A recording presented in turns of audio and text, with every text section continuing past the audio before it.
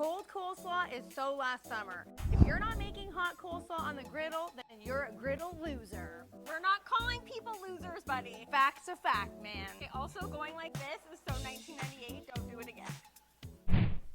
You might be finding yourself wondering, what the heck is a hot coleslaw? Well, we're here to tell you, barbecue family. It's exactly like a coleslaw, but you guessed it, hot. And of course, that includes bacon and a nice creamy dressing that's both sweet and a little bit tart. We've got a chopped onion, an entire package of bacon. This is just standard regular bacon chopped up into big pieces. This is our coleslaw secret. Sure, you can buy the pre-cut bags of shredded cabbage and carrot and whatever else comes in there. I don't know about you guys, but those always come soggy.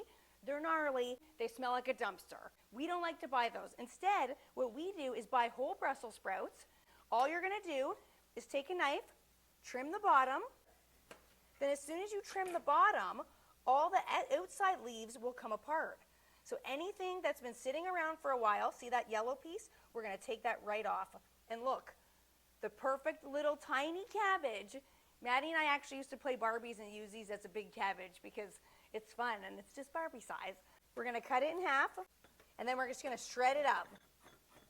Then we're left with little tiny Brussels sprout shreds that get added to this big bowl. Once you shred a Brussels sprout, the texture is just incredible. So a lot of people think they don't like Brussels sprouts like this because used to their mom and dad making them when they were younger and they're waterlogged and they taste really gross.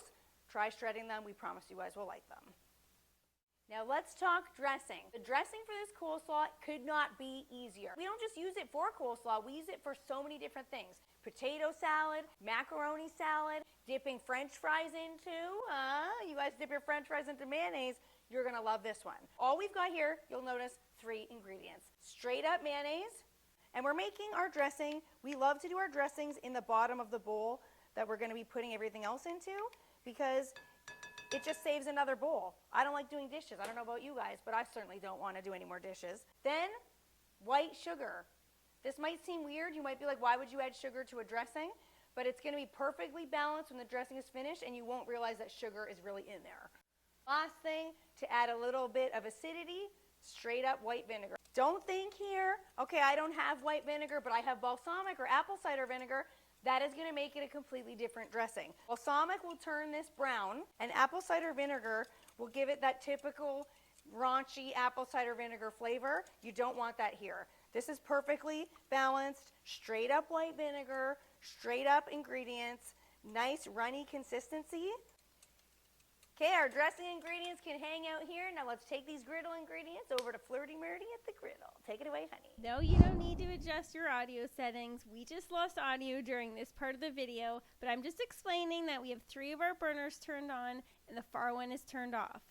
Oh, and I think Kiki was saying something like, oh, Maddie, you are definitely the better sister between the 2 of us. You are so pretty and so talented, and you're just the best ever. Yeah, that's totally what she was saying here, everybody. It's been about 6 minutes, and we know it's time to get the shredded Brussels on there. Listen to that sizzle. We're also going to go in with our onions. Okay, so we're going to give that a stir to incorporate that. And we're going to go in with our seasoning. We're using our beloved Uncle Steve's thick meat rub.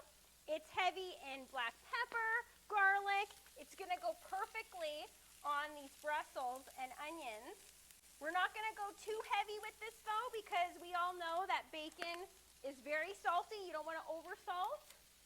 And we're just going to, oh my goodness, you can really smell that rub as soon as it hits the griddle. That smells so good already. People that don't like coleslaw, what the heck is wrong with you? Look at that. Look at that. Honey, you know what I'm sensing? What? Do you guys know what I'm sensing? Little bit of diner tushy. Oh, yeah. You just flicked a piece of cabbage at me. Did that hurt? No. What? Sorry. But could you be any messier? Look, this is what I live for. Having fun on the griddle, getting wild and frisky on the griddle. I don't know. We've told you guys before. It just brings it out in you. You're flicking it out the back. I'm going to have to go clean that up. Look, this is my process. Accept it. This looks great. We've achieved perfect crispiness on the bacon. We've achieved perfect crispiness on the Brussels and onions. This is ready to come off. So we're gonna put it directly into our sauce right here. So you might be thinking, well, do I let that come up to room temperature and then put it in the sauce? No, the key here is to put it into the sauce when it's hot. The coleslaw acts like a sponge and soaks up that sauce, so every bite is creamy, it's sweet, it's salty, it's perfection. I'm back at the griddle. We've switched. And you know why? Because Flirty Murray is flirty messy. That's why. Take me as I am. I love you, but my God, that girl can make a mess. I'm not the only one that has fun and makes messes at the griddle. That's the whole fun of cooking outside. Once again, I repeat, if you have not made a hot coleslaw, you are an absolute... You can do that. We're not saying it. I've been told I can't call you guys losers anymore. I love you guys. I shouldn't be calling you guys losers. But seriously, this one smells off the charts. You can even smell the richness from the bacon. And here it comes. The bacon is crispy. The Brussels are cooked, but they're still crunchy. What about that dressing? The dressing ratio to the coleslaw ratio, absolutely perfect. Sometimes it's not enough dressing, it's dry, it's flavorless. And what's great about this one is even though we're calling it a hot coleslaw, it can be piping hot like this, or room temperature, or right out of the fridge.